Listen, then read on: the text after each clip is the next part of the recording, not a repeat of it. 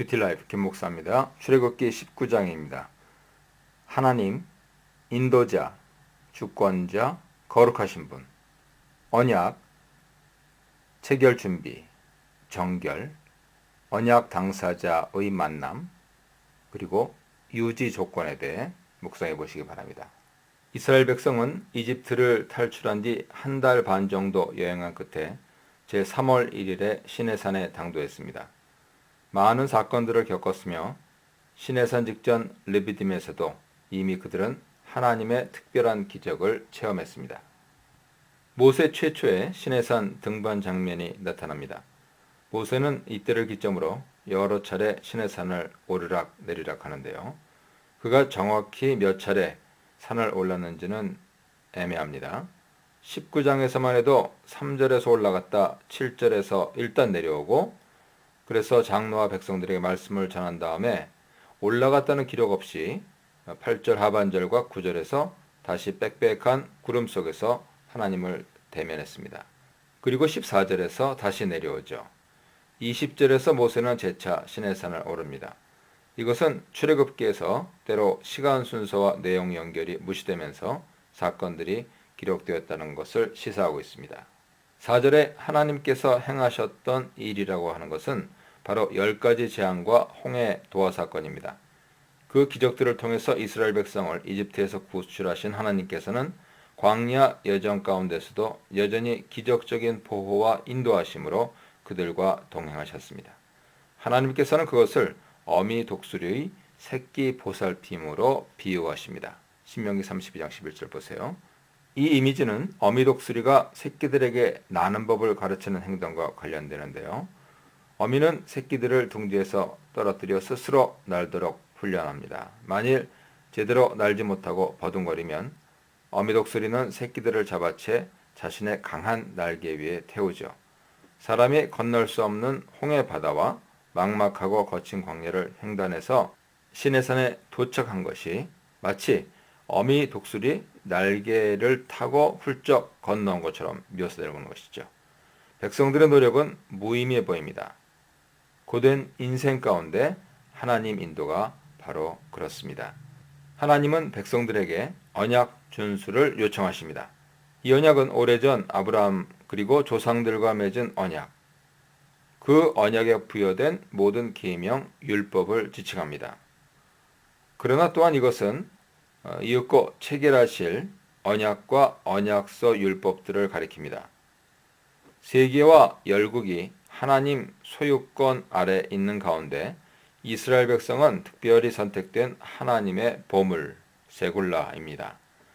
하나님이 모든 헛된 신들 위에 있는 최고 신이신 것처럼 이스라엘은 열방 중의 보물이죠. 여기서 언약을 지키면 너희가 보물이 될 것이다 라고 말하면 조건이 명시되는데요. 5절 보세요. 이것은 보물 자격을 유지하기 위해 그들이 준수해야 하는 순종의 삶을 가리킵니다. 그들은 이미 독수리 날개로 업혀온 보물, 세굴라로 선택되었습니다. 이제 그들은 보배로운 백성으로서의 순종의 삶, 즉 언약 준수의 의무를 지니고 있습니다. 제사장 나라는 이스라엘 민족의 제사장 성격을 지칭합니다. 이어지는 10절, 14절에서 백성들에게 스스로 거룩해 하라고 요구한 것에서 확인되죠. 그들은 제사장 나라로서 모든 삶의 분야에서 이방 민족들과 엄격히 달라야 했습니다. 이스라엘 백성 사명은 제사장 나라로서 온 민족을 하나님께 중재하는 것입니다. 즉, 온 땅과 열방이 하나님 것이고 그들은 이제 제사장 나라인 이스라엘을 통해 하나님께 나아옵니다. 땅의 모든 족속이 아브라함으로 말미암아 복을 얻을 것이죠. 제사장 나라와 거룩한 백성으로서 이스라엘의 신분과 사명은 신약에서 예수 그리스도의 교회로 넘어왔습니다. 베드로전서 2장 9절 기억하세요. 특히 9절의 빽빽한 구름은 이집트를 떠난 직후에 백성들을 인도했던 바로 그 구름입니다. 그 구름이 이제 시내산에 머물러 있죠. 짙은 구름 속에서 하나님을 만난 후에 모세는 산에서 내려와 장로들, 즉 백성들에게 하나님 뜻이 담긴 모든 메시지를 전합니다.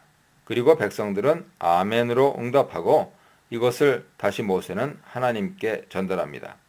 여기서 모세가 산을 몇 번 오르락 내리락 했는지 중요하지 않습니다. 7절과 8절의 초점은 하나님과 백성 사이의 유일한 중재자로서 모세의 특별한 위치에 있기 때문입니다. 하나님께서 모세와 시내산에서 독대하시는 이유를 말씀하시죠. 백성들이 그의 말을 듣고 그를 믿게 하도록 하기 위함입니다.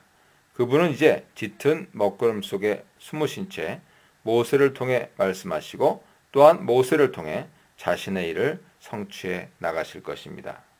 이스라엘은 제사장 백성으로 위임되기 위해 자신을 성결케 해야 합니다.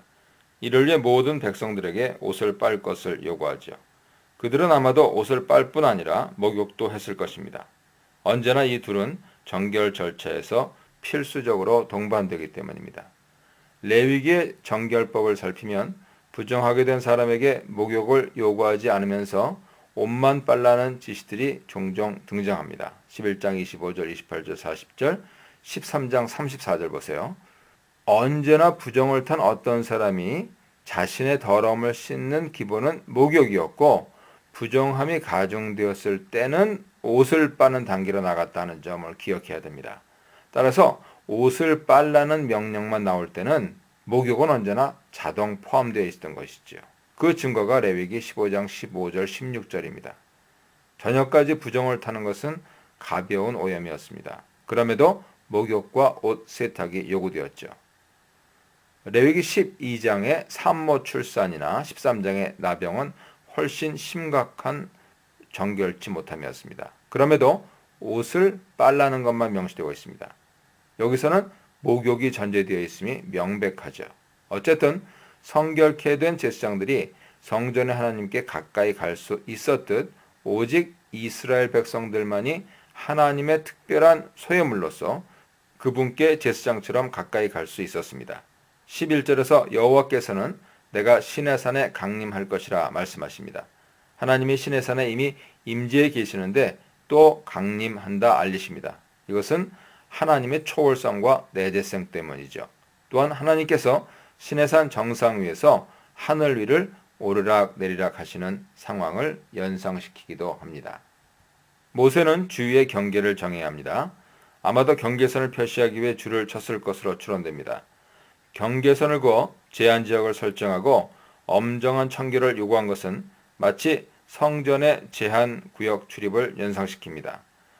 하나님과 인간 사이 거리와 창조주와 피조물 사이의 존재론적 차이를 말해주죠.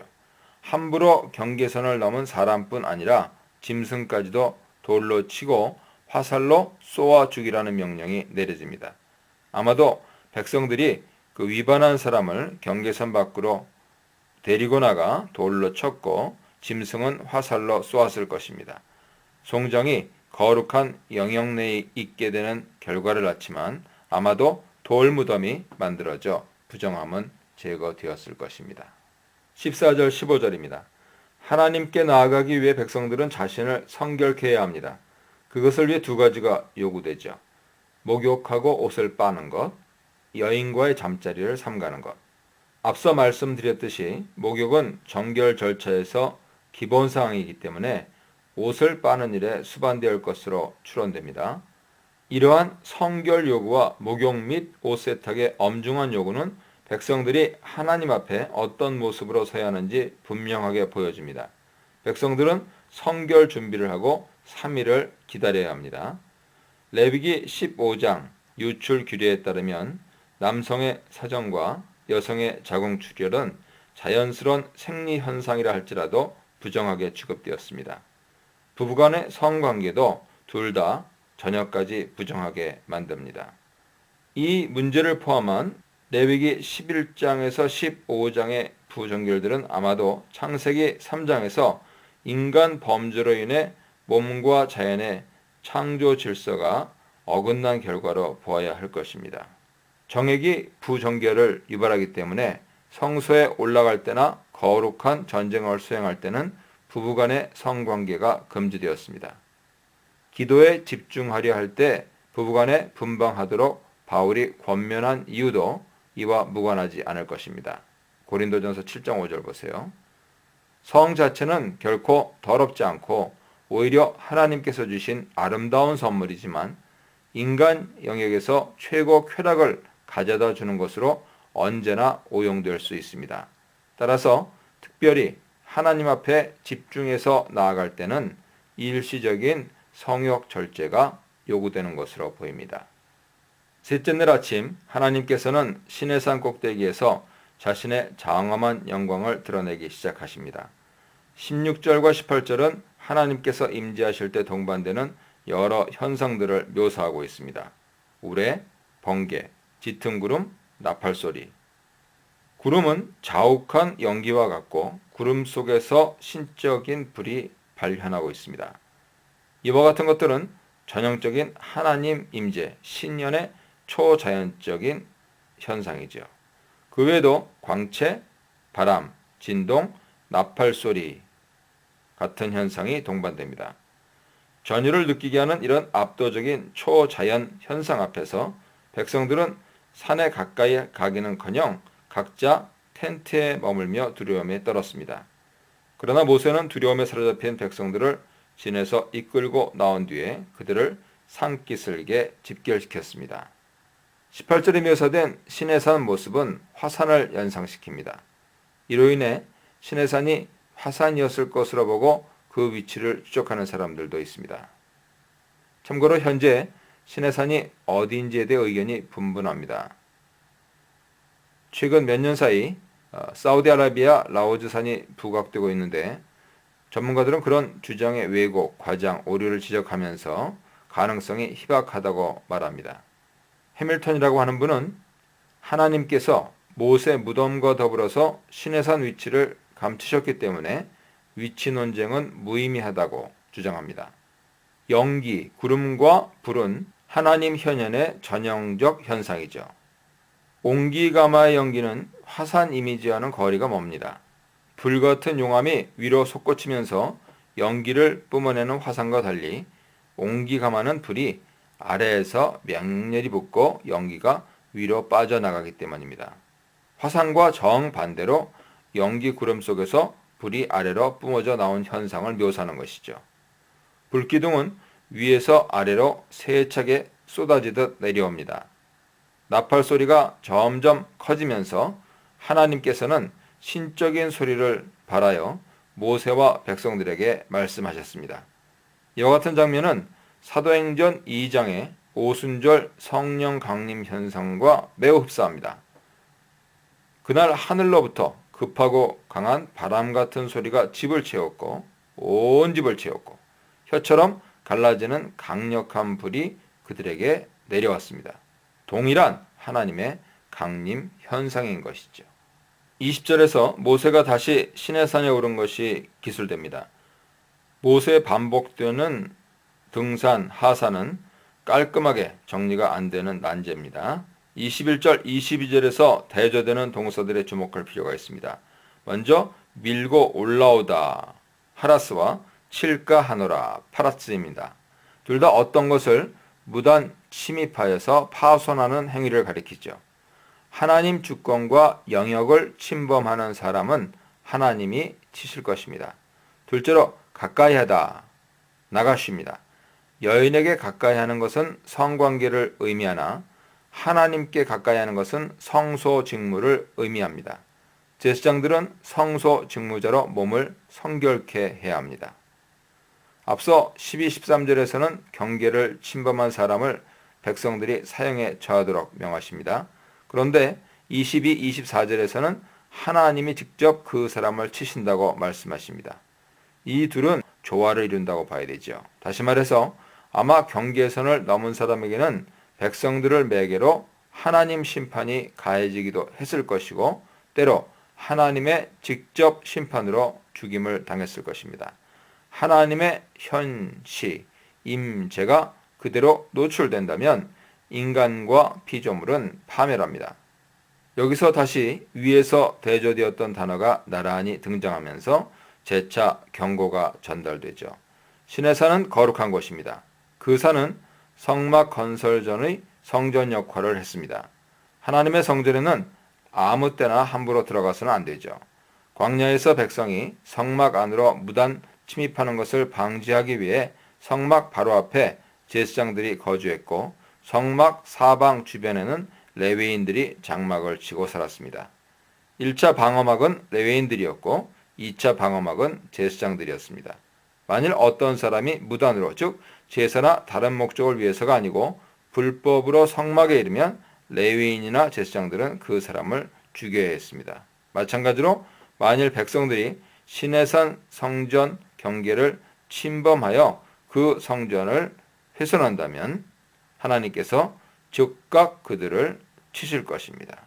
하라스 하면 파라스 하십니다.